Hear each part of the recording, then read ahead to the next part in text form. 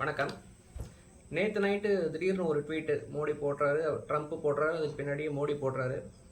India யூஎஸ்க்கு இடையில இருக்க இந்த டேரிஃப் வந்து இப்போ கரண்ட்டாக 50% இருக்குது. அதாவது இப்போ இந்தியாவிலேருந்து ஒரு பொருளை யூஎஸ்க்கு நம்ம அனுப்பணும்னா குறைஞ்சபட்சம் ஒரு 50% டேக்ஸை அந்த கண்ட்ரி போடுவாங்க.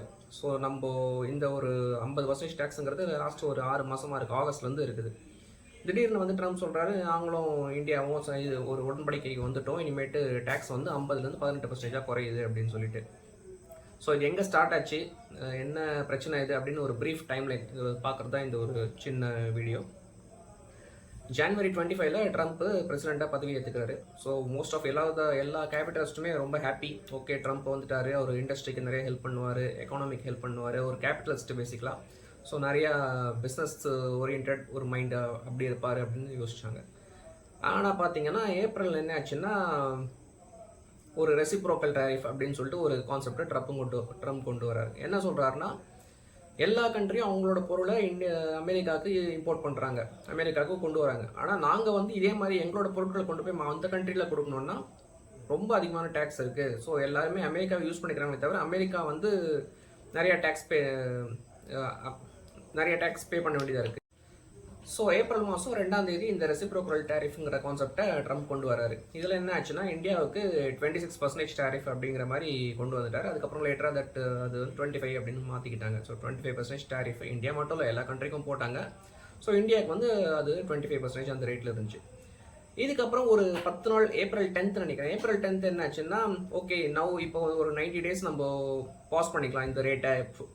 இந்தியாவுக்கு 25% கிடையாது, இந்தியாவுக்கு மட்டும், எல்லா கண்ட்ரிக்கும் 10% பேஸ் லைன் டியூட்டின்னு சொல்லிட்டு ஒரு ரேட்டு வச்சுக்கலாம். 90 days பீரியட் எடுத்துக்கலாம். We will have discussion with all the country heads. அதுக்கப்புறமா நம்ம பார்க்கலாம், நெகோசியேஷன் முடிஞ்சதுக்கப்புறம் புது ரேட்ஸும் ஃபிக்ஸ் பண்ணிக்கலாம்னு சொன்னார். ஸோ அந்த பீரியடில் பெருசாக இந்த நெகோசியேஷனில் வந்து ஒரு பெரிய பெனிஃபிட் எதுவும் கிடைச்ச மாதிரி தெரியல இந்தியாவுக்கு. இதுக்கிடையில் 90 days முடியுது. ஆகஸ்ட் மாதத்தில் என்ன ஆகுதுன்னா, நமக்கு இந்த இந்தியா பாகிஸ்தான் வார் அது வேறு வந்துருச்சு, ஆப்ரேஷன் சிந்தூர் அந்த கான்செப்ட்லாம் வந்துருச்சு.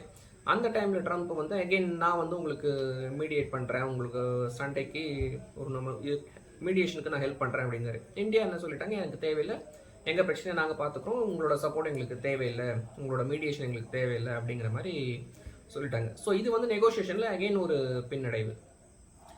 இதுக்கப்புறம் பார்த்தீங்கன்னா, அதே ஆகஸ்ட் மாதத்துலேயே வந்து நம்ம ரஷ்யாவிலேருந்து நிறைய ஆயில் வாங்குகிறோம் அப்படின்னு சொல்லிட்டு ட்ரம்ப் இன்னொரு ரஷ்யன் பெனால்ட்டின்னு சொல்லிட்டு இன்னொரு 25% போட்டார். ஸோ ஆல்ரெடி இருக்கிற ஒரு 25%, இப்போ ரஷ்யாவிலேருந்து ஆயில் வாங்குறதுக்காக இன்னொரு 25% எக்ஸ்ட்ரா.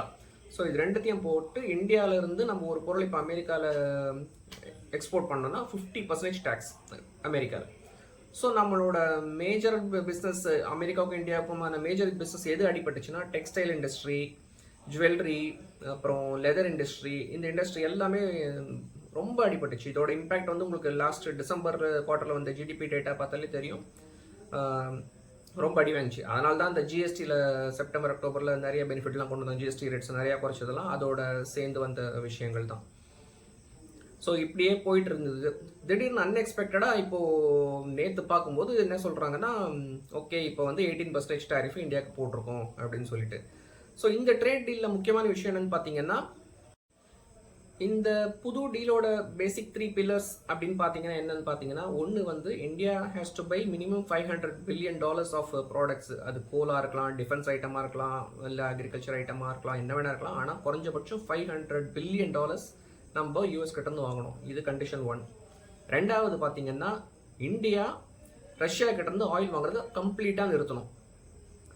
இந்தியா வந்து ரஷ்யா கிட்ட வாங்குறதை நிறுத்திட்டு வெனிசுலா கிட்ட வாங்குறதுக்கு பேச்சுவார்த்தை ஆரம்பிக்கப்படும். இது ரெண்டாவது. ஸோ இதுவுமே நமக்கு சாதகமானதாக கிடையாது. மூணாவது பார்த்தீங்கன்னா, இப்போ நம்ம ஒரு பொருளை அமெரிக்காவுக்கு அனுப்புறோம்னா அவன் போடுற டியூட்டி வந்து 18%. இதே அமெரிக்கா அங்கேருந்து ஒரு பொருளை நமக்கு அனுப்புறான்னா அதுக்கான டியூட்டி 0%. ஸோ இது 3 தான் பேசிக்கான ஒரு ப்ரிமைஸாக இருக்குது. இன்னும் போக போக தான் தெரியும், ஃபைன் டாக்குமெண்ட் வரும்போது தெரியும் எப்படி எவ்வளோ என்னென்ன டீட்டெயில் இருக்குது, எங்கெல்லாம் நமக்கு சாதக பாதகங்கள் இருக்குது, அதெல்லாம் நமக்கு போக தான் தெரியும். அது அடுத்த வீடியோவில் வரக்கூடிய நேரத்தில் பார்க்கலாம். நன்றி, வணக்கம்.